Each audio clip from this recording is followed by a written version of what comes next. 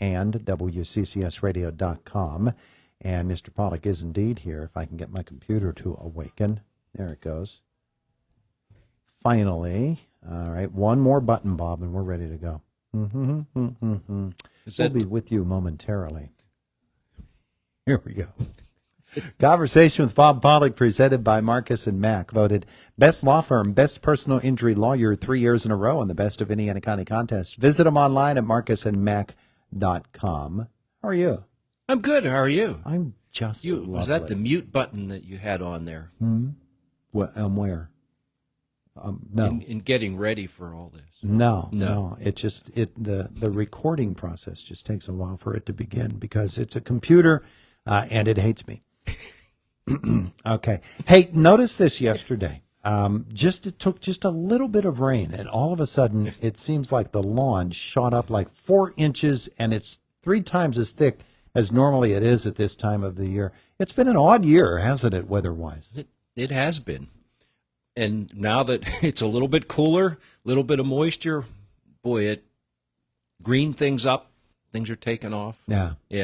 Last chance, though. It's really getting to be our last chance to look up at our trees with the leaf cover on them and to discover the dead branches, because those are the ones that don't have leaves on them, and those probably need to come out of there. And that can fool you a little bit also, because there are trees that do lose their leaves a little quicker, or there might be sections of the tree that will lose their leaves a little quicker, but the wood's still alive and there's still buds there. Yeah. And that's really the thing to check if you can.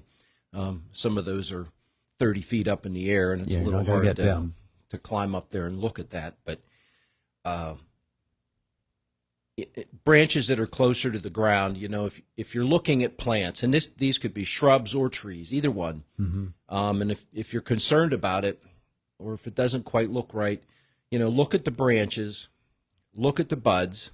The buds for next year on all these plants are there. They're already formed. Okay. So, or should be.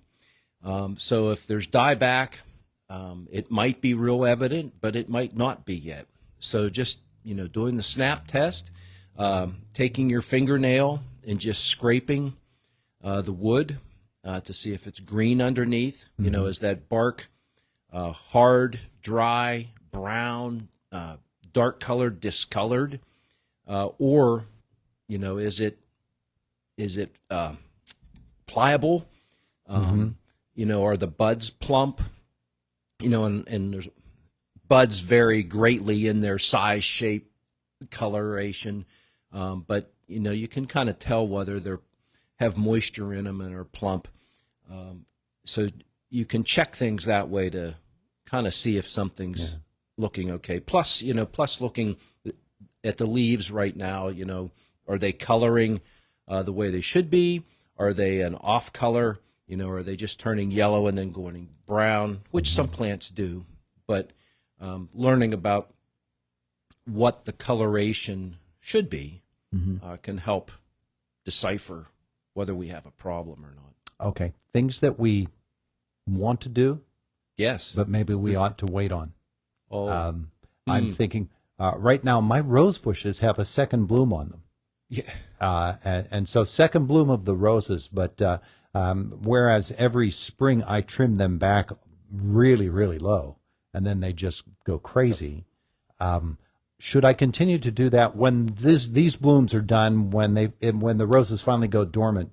Should I leave those long shoots on there over the winter on the theory that we'll just let them die and then cut back? Yeah. As opposed to cutting them back now, and then what's there runs the potential of being damaged by cold weather. You're probably fine to do it the way that you've been doing it, to wait. If, let's say you got a little bit of extra growth and it's kind of wimpy, or maybe some of those branches don't have as strong of attachment to a larger branch, so that they could get damaged if we get a heavy wet snow this winter, or if we have ice that could damage those. They maybe put on a little bit more growth. Anything that potentially could be damaged or cause the plant to split out and cause some much bigger damage.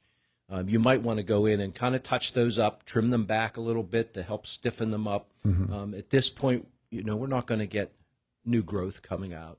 We're late enough now that you can do some of that trimming and not have to worry about getting a flush of growth, which would be, nailed if we get a good hard frost. Speaking of which, I wanted to ask you about frost, because is it best to do things before the frost comes or after the frost comes and really kills off a lot of plants? And do I want to do a trim afterwards and leave it open without a chance to heal the branches that remain after I say for my ewes when I'm cleaning off my ewes, when I'm trimming them up for a final time? Does it harm them to, after the frost, to shave them off before the colder weather comes? Can it damage them? No, you could do that after the frost. You can? Yeah. Okay. Yeah. All right. Yeah, because, typically we'll get down, it might be in the 20s, and, it'll cook things. It'll kill any of those tender things. But anything that's hardy, and especially like your ewes, which that growth is there, and it's probably hardened off enough, from the last time you trimmed till now, that it will be unaffected by that. Okay. And then, if you still need to touch them up, you still will be able to do that.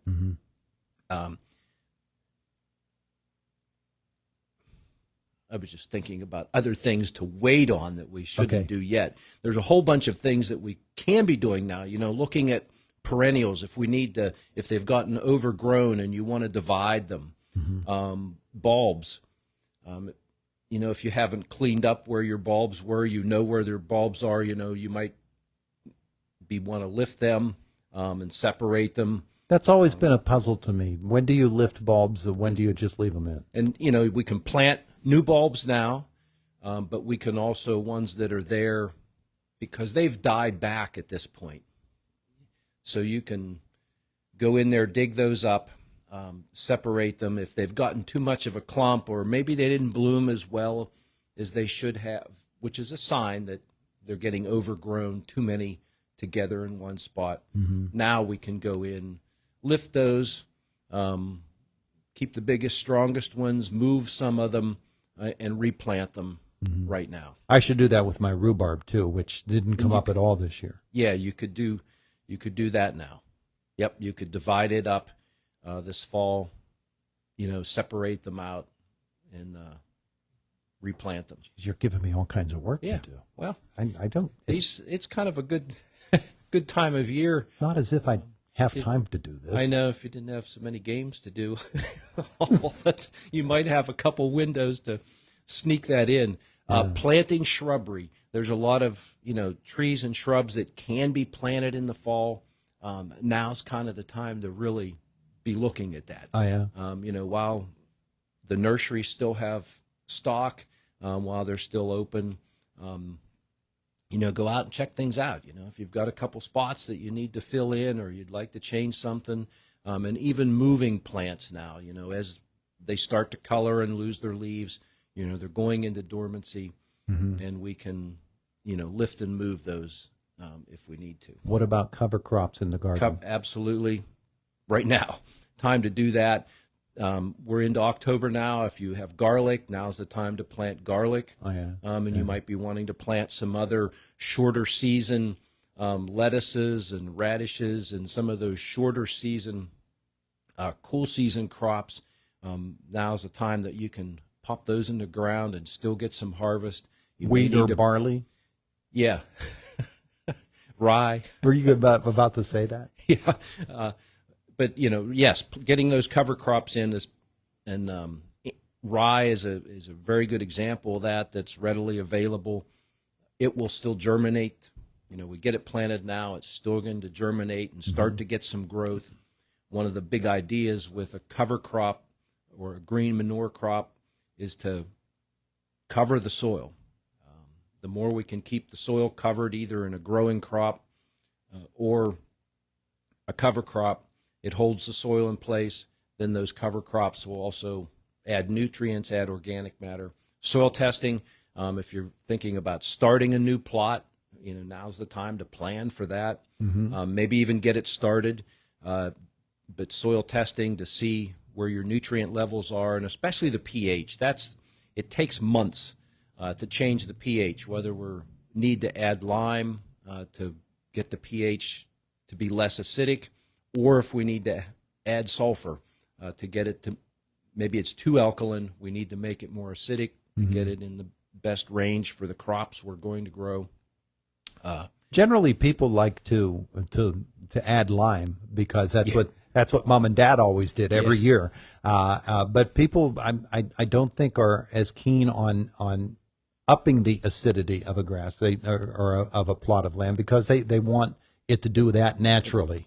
And we used to have, when it would rain, that rain would be more acidic. There was more sulfur in the air. And we didn't need to add sulfur. The ground tended to be more acidic. Darn, we cleaned up the pollution. The more we clean up the pollution, it creates the need to do other things. Sulfur is one of those things. So we may need gardens used to do so much better. hence why you could get into that. Why our parents and grandparents always added lime, because the ground was always acid and we needed to. Now we need to check that and make sure that that's actually the case. How about that? Wow, we've added a lot to the work schedule for the fall. I'm going to make you stop talking now because we're all tired and our backs hurt. And we haven't lifted a shovel. There you go. Thanks, Bob. You're welcome. Gosh, it is the voice of Indiana County. It's WCCS 101.1 FM, AM 1160, and WCCSradio.com. We're about a minute and a half away from the top of the hour. Fox News coming your way then. Josh Whittison in the WCCS